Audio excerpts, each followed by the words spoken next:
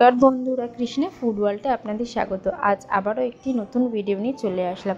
আজ বাড়িতে বানিয়ে নিয়েছিলাম কারি পাকোড়া। চলুন তাহলে জেনে নিই কারি পাকোড়া কীভাবে বানালাম ও কী কী দিয়ে বানালাম, সেটাই আজকে আপনাদের সাথে শেয়ার করব। কারি পাকোড়া করার জন্য কিন্তু প্রথমে আমাদের পাকোড়াটা বানিয়ে নিতে হবে। পাকোড়ার জন্য নিয়েছি আলু, পেঁয়াজ আর কাঁচা লঙ্কা। এবার এইগুলোকে খুব ভালো করে ধুয়ে কেটে নিতে হবে। দেখুন আমি কুচিয়ে নিয়েছি, আর সাথে নিয়েছি কারি পাতা। কারি পাতাটা নেওয়ার কারণ হলো এটাকে ফোড়ন দেওয়া হবে, আর কারি পাতাটা দিলে কিন্তু একটা স্মেলটা সুন্দর আসে, সেটা আপনারা ভালোই জানেন কারি পাতার সেন্টটা যে কতটাই সুন্দর। এবার আলু, পেঁয়াজ, কাঁচা লঙ্কা ভালো করে ধুয়ে নিয়েছি। ধুয়ে কিন্তু এবার একটা পাত্রের মধ্যে তুলে নিচ্ছি।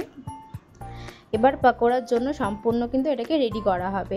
আর কারি পাতা দিয়েছি এর মধ্যে। কারি পাতাটা পুরো গোটা দিইনি, একটু কেটে দিয়েছি, কারণ যেন পুরোটা মিশে যায় আর এক জায়গায় না থাকে। একটা পাতা এক জায়গায় থাকলে তো অনেকটা হয়ে যাচ্ছে, সেটাকে মুখে পড়লে বাজে লাগতে পারে, যে কারণে একটু কুচিয়ে দিলাম। তারপর এর মধ্যে আমি দিয়ে দিচ্ছি বেসন, স্বাদ অনুযায়ী নুন, অল্প করে লঙ্কার গুঁড়ো, আর সাথে দিয়ে দিয়েছি হলুদ। আর অল্প অল্প জল দিয়ে কিন্তু খুব ভালো করে এই পাকোড়ার এই আলু আর বেসনের যে মিক্সচারটা আছে সেটা বানিয়ে নিতে হবে। যেহেতু আমি পাকোড়া বানাবো, খুব একদম পাতলা হলে তো হবে না, একটু থিকনেস বানাতে হবে, যে কারণে বেসন আর জল দিয়ে, অল্প জল, খুব বেশি জল না, একদম জলের ছিটা বললেই চলে, সেভাবে দিয়ে কিন্তু খুব ভালো করে এটাকে ভেজে নিতে হবে। এখন এদিকে আমি গ্যাসে কড়াই বসিয়ে দিয়েছি। এবার তার মধ্যে দিয়ে দিচ্ছি পরিমাণ মতো তেল। তেলটা গরম হয়ে কিন্তু এক একটা করে সব পকোড়া ভাজার জন্য কড়াইতে আমি দিয়ে দিচ্ছি। এবার এক এক করে কিন্তু সম্পূর্ণ পকোড়াটা আমি ভেজে নেব।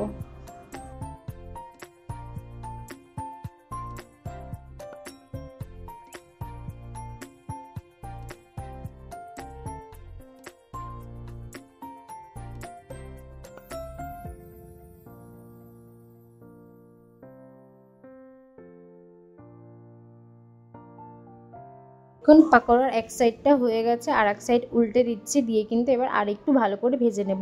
খুব ডিপ করে ভাজা যাবে না, একটু গোল্ডেন ব্রাউন করে ভেজে নিলেই হয়ে যাবে। খুব ডিপ করে ভাজলে একটু পুড়ে পুড়ে যাবে, যেহেতু পেঁয়াজ আর কারি পাতা আছে তখন কিন্তু তেতা তিতা লাগবে, সে কারণে খুব একদম ব্রাউন করে ভাজবেন না, হালকা গোল্ডেন ব্রাউন করে ভেজে নিলেই কিন্তু হয়ে যাবে। দেখুন আমার কিন্তু এই পাকোড়ার ইয়েটা হয়ে গেছে, সেটা আমি নামিয়ে নিলাম। আবারও যে বাকিটুকু আছে পাকোড়ার মিক্সচার, সেই মিক্সচারটা কিন্তু আমি পাকোড়া হিসেবে ভেজে নেব পরপর করে।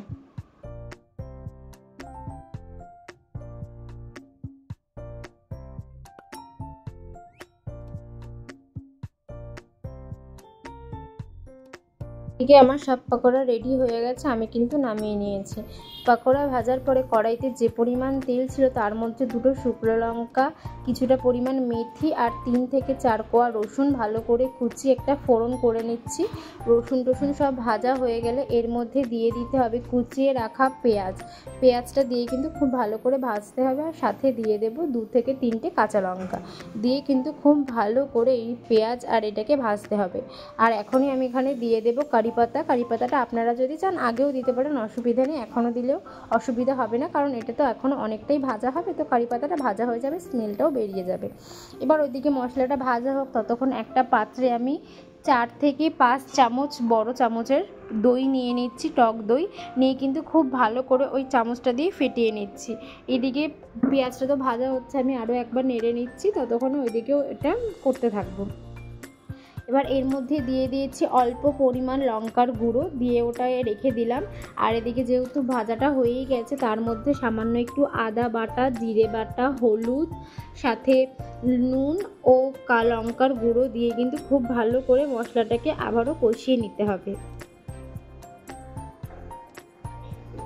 মশলাটাকে খুব ভালোভাবে কিন্তু এবার ভাজা ভাজা করে নিতে হবে। আর এদিকে তো আমি প্রথমে লঙ্কার গুঁড়ো দিয়ে রেখেছিলাম। এবার যে পরিমাণ দই দিয়েছি তার অর্ধেক পরিমাণ এখানে দিতে হবে বেসন। যেহেতু 4 চামচ আমি নিয়েছিলাম টক দই, আর এখানে কিন্তু বেসনটা নেব 2 চামচ, দিয়ে কিন্তু খুব ভালো করে গুলে তার মধ্যে বেশি পরিমাণ জল, মানে দই যতটা নেওয়া হবে, দই আর বেসন তার ডবল পরিমাণ দেওয়া হবে কিন্তু জল, দিয়ে কিন্তু খুব ভালো করে একটু ঘেটে কড়াইয়ের মধ্যে ঢেলে দিলাম। এদিকে তো মশলাটা ভাজা হয়েই গেছিলো, এবার কিন্তু এই মশলার মধ্যে দিয়ে খুব ভালো করে ফোটাতে হবে ও নাড়িয়ে নিতে হবে। তারপর আমি একটু নুন চেক করে, পরে মনে হয় নুনটা একটু কম লাগলো, তাই আবারও একটু নুন দিয়ে দিয়েছি।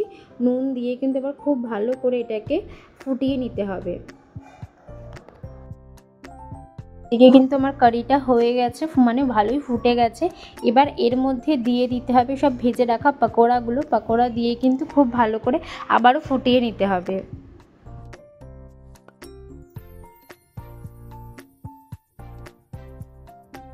এই পাকোড়ার রেসিপিটা কিন্তু গরমের জন্য, বা এই যে ঠাটা পোড়া গরমটা পড়ে এই গরমের জন্য কিন্তু খুবই ভালো। এই কারি পাকোড়া খেলে কিন্তু পেটটা ঠান্ডা থাকে, যেহেতু এর মধ্যে বেশিরভাগটা দই থাকে, সেই কারণে কিন্তু এই গরমে কারি পাকোড়াটা খাওয়াটা কিন্তু একদম বেস্ট। আপনারা কিন্তু এই গরমে কিন্তু কারি পাকোড়া রান্না করে খেয়ে দেখতে পারেন। আর আমার কিন্তু কারি পাকোড়াটা হয়ে গেছে, এবার নামিয়ে ফেলবো। দেখুন আমি একটা পাত্রে নামিয়ে ফেলেছি, তার মধ্যে একটা গোটা কাঁচা লঙ্কা সাথে কিছুটা কারি পাতা আবারও কুচিয়ে ওপর থেকে ছড়িয়ে দিয়েছি। খেতে কিন্তু দারুণ হয়েছিল। আর আপনারাও বাড়িতে একবার বানিয়ে খেয়ে দেখবেন। আর আমাদের ভিডিওটা ভালো লাগলে লাইক কমেন্ট শেয়ার করবেন।